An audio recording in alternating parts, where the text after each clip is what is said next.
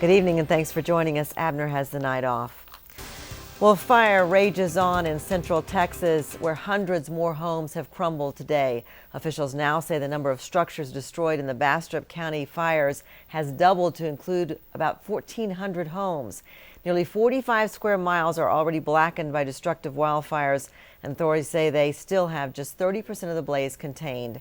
Imagine the evacuation efforts. Nearly 5,000 residents have been forced to leave their homes. Aside from the emotional devastation, officials predict 2011 will go down as the most expensive wildfire season in Texas history.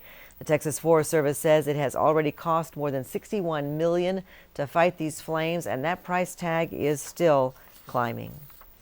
Well, more than ever, Texas needs rain, of course, but some experts say as La Nina is reemerging, that brings a new factor into the scenario. So let's go to John on the First Alert Forecast Center. And John, what should we expect from La Nina? Well, as a matter of fact, Karen, it looks like a continuation of what we've had already. The upper level high pressure will remain dominant, but basically it means a trend for drier conditions and warmer than normal conditions all the way at least into early or maybe even mid-fall. We don't know about winter yet, but it looks like not a lot of potential for heavy rains unless we get some kind of a tropical system in here. And as you look at the Doppler tonight, you're going to find some activity trying to move into the South Plains. A band of showers, a couple of thunder showers still coming out of north and northeast New Mexico will hopefully work their way at least into the western South Plains. You can see that cluster there.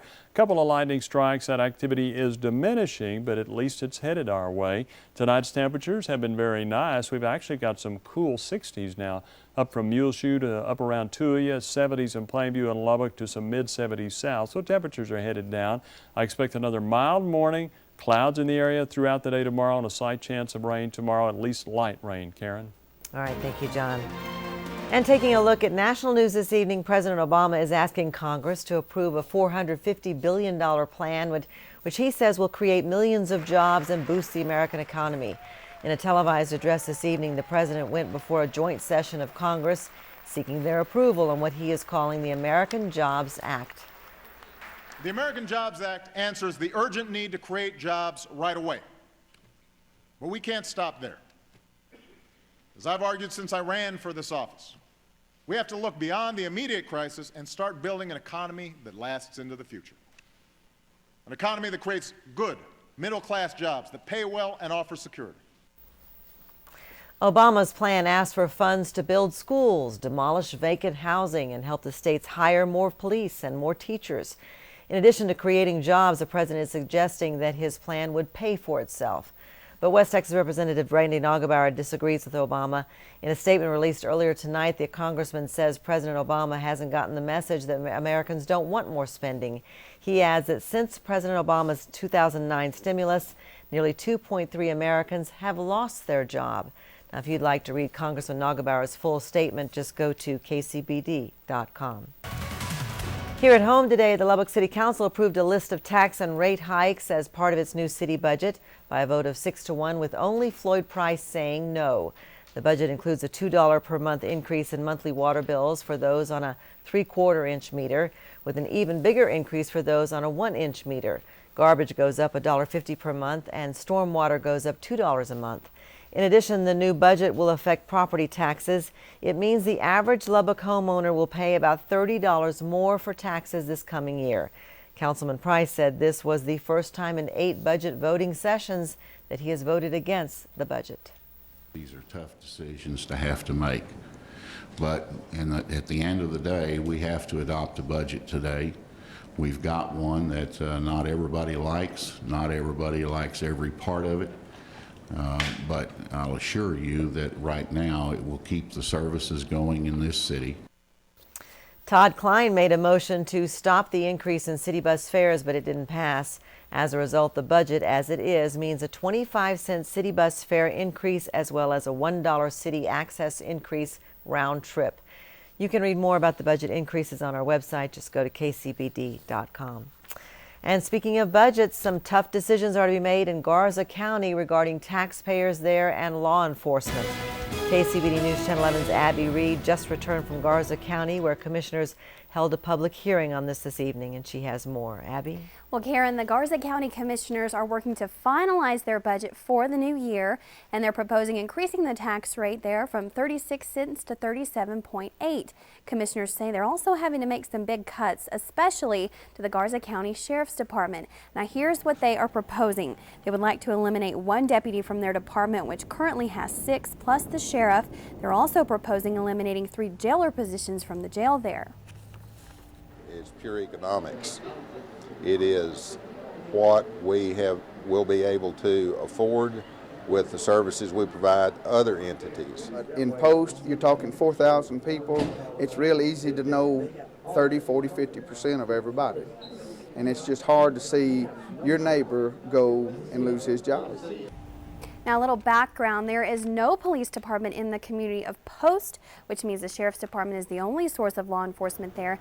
Of course, as you just heard, some residents are upset to see anyone in their community lose their job, but many tonight said they're worried about the safety of the community and the county. Now, the budget has not been finalized. County commissioners were simply holding a public hearing to get residents' input. They will meet next Friday morning to finalize that budget and then determine whether, in fact, they will make those cuts. Karen? All right, thank you, Abby. And back here in Lubbock, 2 men who were stabbed in central Lubbock this morning are still hospitalized but improving tonight. Both have been upgraded to good condition. 21-year-old Joshua Huntsman and 30-year-old Dominique McNeil were found stabbed in the 4000 block of 48th Street around 4 o'clock this morning. Both men were taken to UMC. Police have named 31-year-old Noel Garza Jr. as the primary suspect. Authorities found Garza hiding in an alley about a block away. He remains in the Lubbock County Jail this evening, charged with aggravated assault.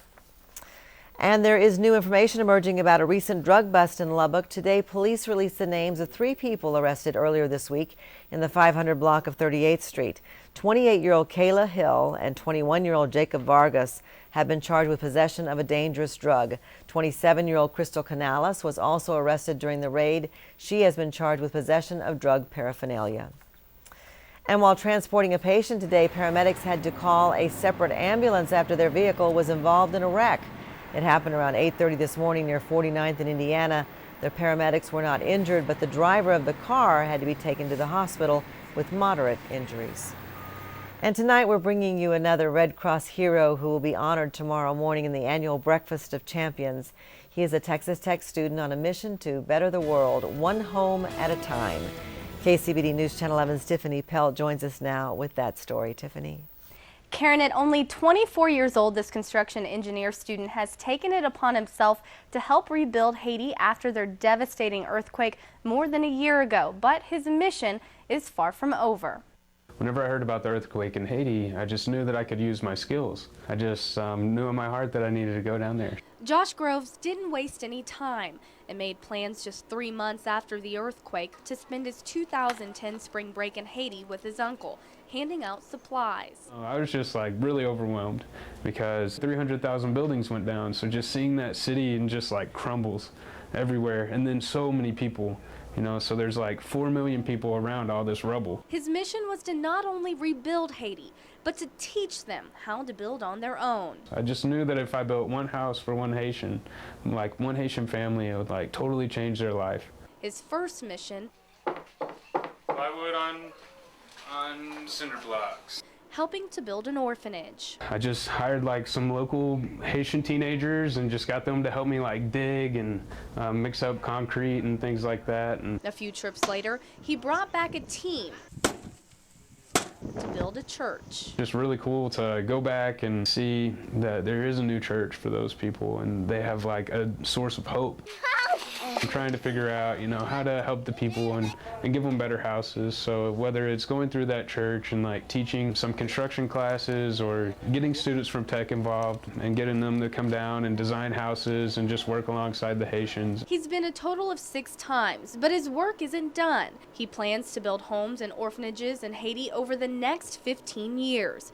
After that, he says he'll move on to other countries. Just go wherever there's a need for development, because as soon as stuff is a little bit more equal, we have a lot more peaceful world. While Josh says he's honored for the award, he says the real reward is what he's taken from those in Haiti. It was just such an encouragement to like see how happy the people were, and just like the little kids singing and dancing, and I don't know, it was just really awesome. Josh will be honored with several others tomorrow morning at 8 at AeroCare during the Red Cross Champions Breakfast. Karen? And we're looking forward to that. Thank you, Tiffany.